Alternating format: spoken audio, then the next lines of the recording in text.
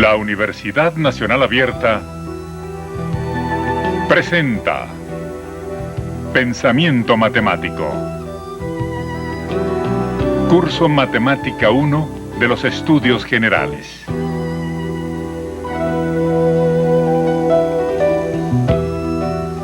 En este programa correspondiente al módulo 4 de Matemáticas 1, intentamos desarrollar algunos aspectos concernientes a la evolución del pensamiento matemático. La forma como hoy en día trabajamos en matemática ha variado notablemente con el paso de los siglos. Hoy disponemos de excelentes libros impresos, de calculadoras y microcomputadoras, de aparatos para ver videos y escuchar audios, y muchos otros medios que nos facilitan el estudio de la matemática y nos ayudan en la comprensión del pensamiento matemático. Esto es de la manera como los usuarios de la matemática trabajan con esta ciencia, de cómo obtienen sus resultados y conclusiones. La matemática, tal como hoy la conocemos, tiene una larga historia. La iniciamos en la época de los babilonios para luego trasmontarnos a la gran civilización egipcia, varios siglos antes de Cristo. Esa matemática carecía de la simbología actual que nos facilita muchísimo su entendimiento. Se expresaba en forma verbal sin las fórmulas que hoy en día conocemos. Por ello, al reescribir fórmulas como esta, se refiere a la notación actual. Muchos de los cálculos que ellos hicieron tuvieron algunos errores, y en esos albores de la matemática se conocieron muchas propiedades y se hicieron demostraciones, entre comillas, pero no tal como las conocemos hoy en día, que son demostraciones o proposiciones. La matemática se desarrollaba en forma empírica, a través de casos particulares, con experiencias y comprobaciones. Las demostraciones matemáticas, como nos las enseñan en los últimos años de la educación media y en la universidad, se originaron en la mente de los griegos, una de las cunas del intelecto humano, y a los cuales debemos todavía rendir homenaje y sentir admiración. Los griegos contribuyeron notablemente al desarrollo del pensamiento matemático. Entre los primeros griegos que la historia cita en relación con el inicio de demostrar en matemática, de hacer una demostración, está el muy conocido filósofo y matemático Tales, hacia el siglo VI a.C. Algunas de las proposiciones que se le atribuyen a Tales son las siguientes. Cualquier diámetro biseca un círculo, es decir, divide a un círculo en dos partes que tienen la misma área. Si tenemos un triángulo isósceles, entonces los ángulos de la base son iguales. Y un tercer enunciado que se le atribuye es que todo ángulo inscrito en una semicircunferencia es un ángulo recto. Es decir, mide 90 grados en el sistema de medición sexagesimal. Sin embargo, eso no eran teoremas tal como hoy en día le damos la connotación a esta palabra, en el sentido de una demostración o prueba, sino pues las demostraciones o pruebas realmente comenzaron con Pitágoras y su discípulo, la llamada escuela pitagórica.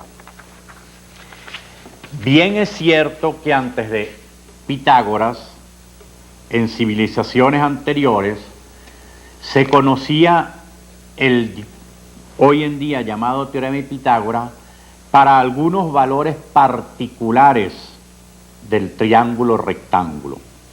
Por ejemplo, cuando los catetos son 3 y 4 y la hipotenusa es 5, se verifica este teorema. Ello era conocido desde la época de los babilonios. El hecho de que, digamos que es el teorema de Pitágoras, porque esto significa que Pitágoras lo demostró de manera general y no simplemente es una comprobación para muchos casos particulares. Es decir, la diferencia estriba en que la escuela pitagórica demostró el teorema para todos los triángulos rectángulos, que el hipotenusa al cuadrado es igual a suma de cuadrado de los catetos. Ello requiere una demostración, una prueba en general y no una verificación o comprobación en casos particulares. El perfeccionamiento de este arte de demostrar teoremas o proposiciones lo llevó a cabo Euclides de Alejandría hacia el siglo III a.C. Estudiemos con un ejemplo que arranca de la época de Pitágoras algunos aspectos de cómo se procede a trabajar en matemática a los fines de obtener conclusiones, resultados y teoremas.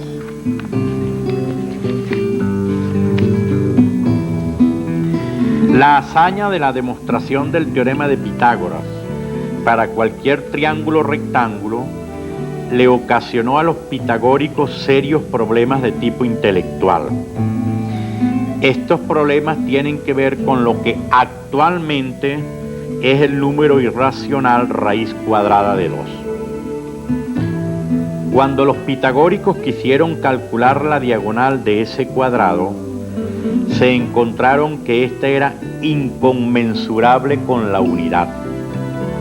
Es decir, no se podía expresar como un entero positivo ni como un número racional positivo en términos del lado del cuadrado.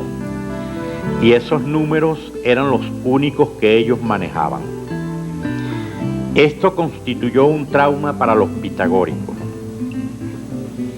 Hemos considerado esta pequeña historia hasta el número raíz de 2 para ahora detenernos con dicho ejemplo que aparentemente es muy simple, pero que ofrece una gama de situaciones matemáticas que nos permiten entender parte del trabajo matemático, parte de cómo se opera en matemática para llegar a resultados, a conclusiones, a demostrar.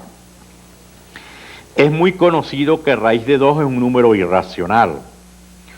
Su demostración figura en cualquier libro que trate de estos números. Por ejemplo, en el módulo 1 del texto de Matemática 1 de la UNA, y por esto no la repetiremos aquí. Nos interesamos para otros aspectos.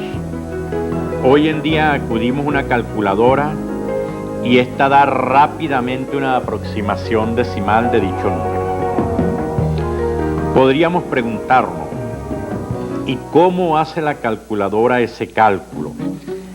Esto es, debe existir algún algoritmo que permita calcular esa aproximación decimal que aparece en la pantalla de una calculadora o de una computadora.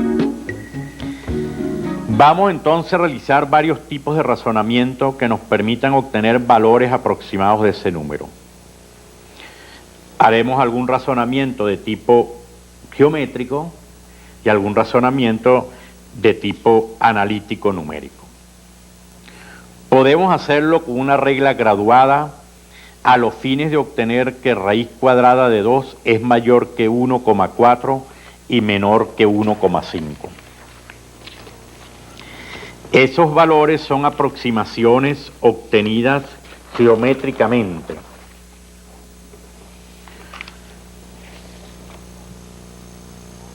Observamos que con esos dos valores aún se puede obtener otra aproximación de raíz cuadrada de 2 sin más que considerar el promedio de 1,4 y 1,5.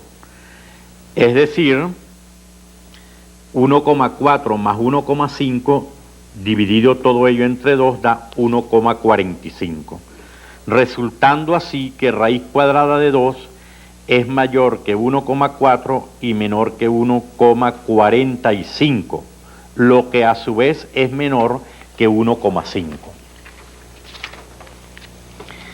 Esto de que 1,45 es una aproximación de raíz cuadrada de 2, lo pueden observar sin más que elevar al cuadrado dicho número y se obtiene 2,1025, que es mayor que 2.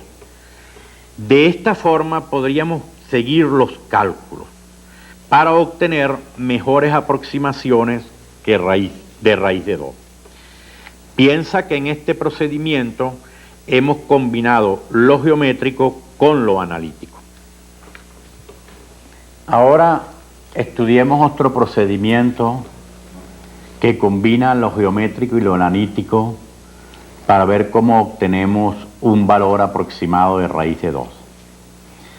Este procedimiento se apoya en una propiedad de las funciones continuas que se enuncia como sigue.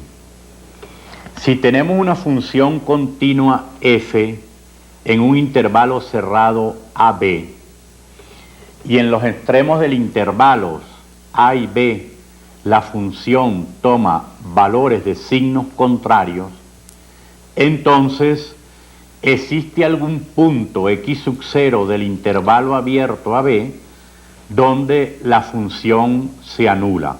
Es decir, f evaluada en el punto x sub 0 es igual a 0.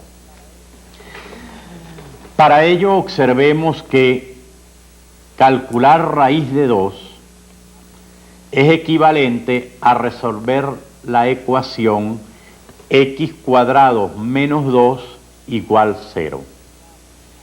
Lo que nos lleva a pensar en considerar la función f de x igual x cuadrado menos 2.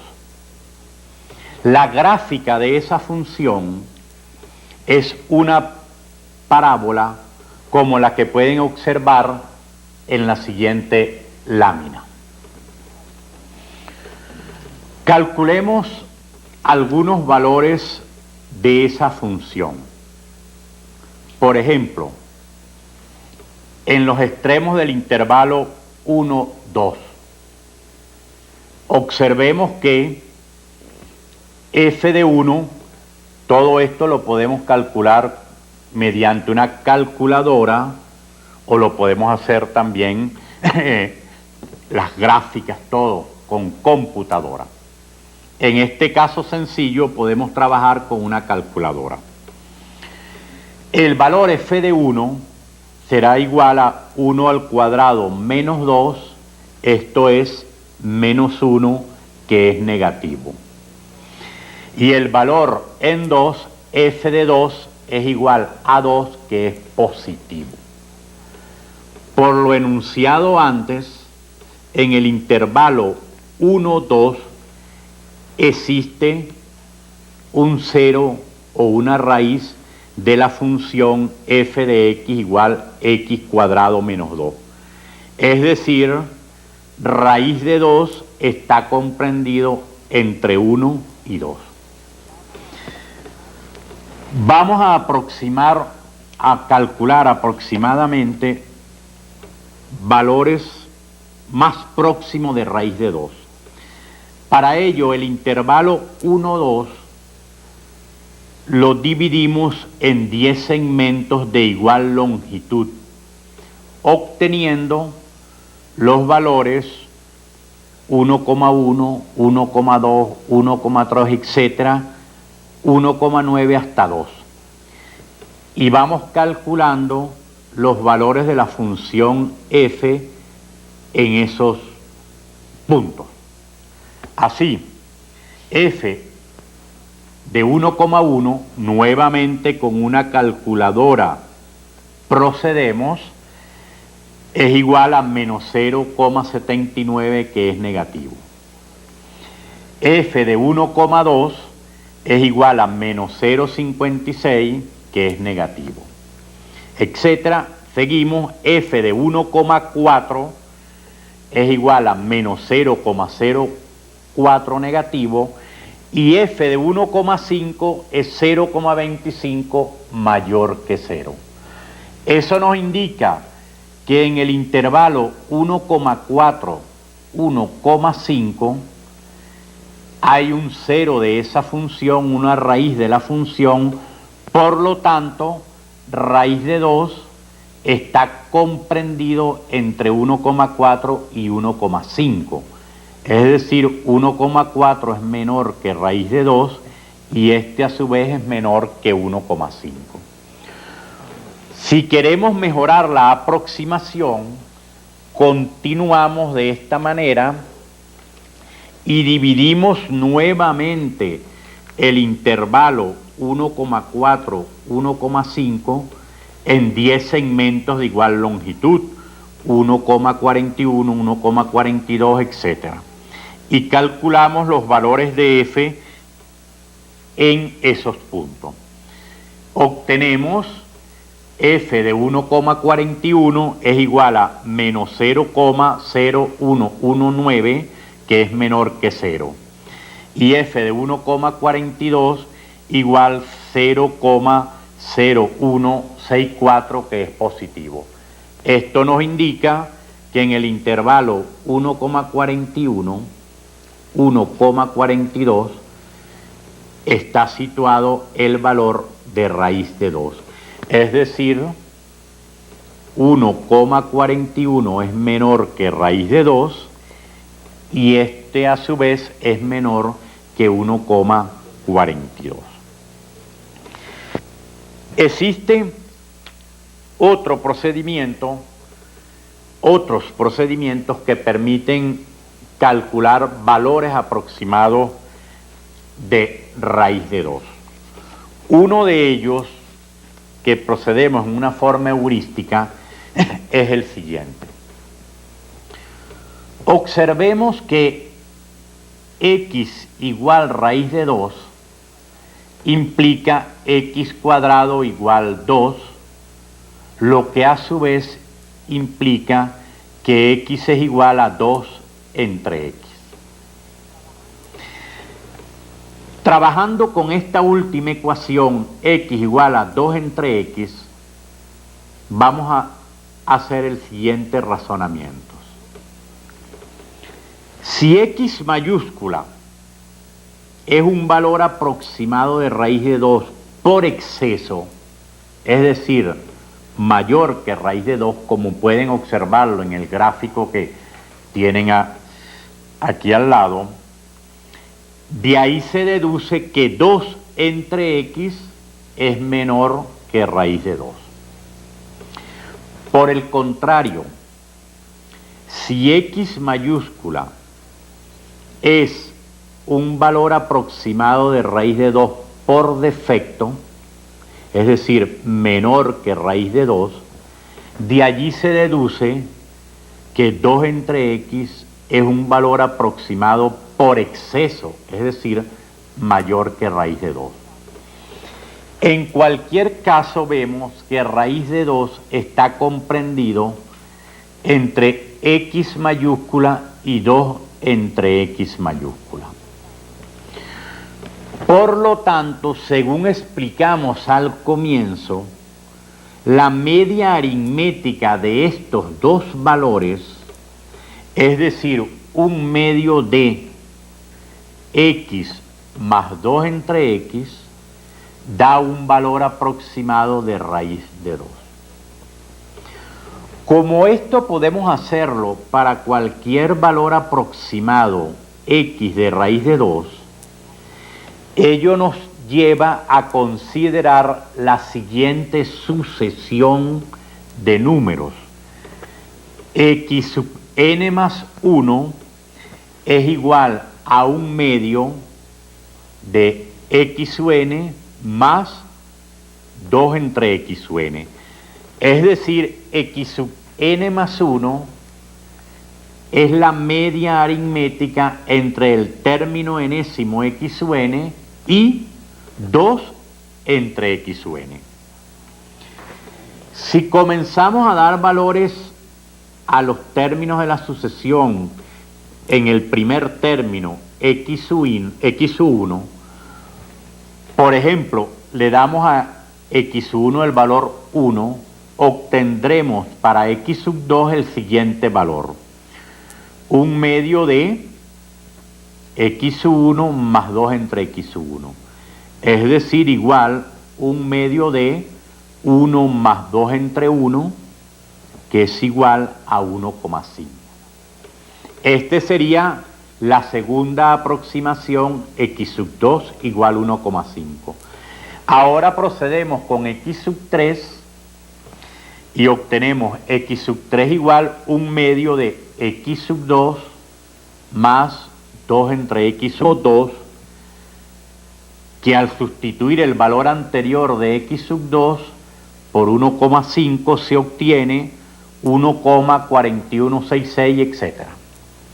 Eso da otra aproximación de raíz de 2 mejor que la anterior, que obtuvimos de x2 igual 1,5. Podemos seguir con x4 calculando como la media aritmética de x3 y 2 entre x3. Y al sustituir el valor obtenido de x3, obtenemos para x4 1,41, 42, 21, etc.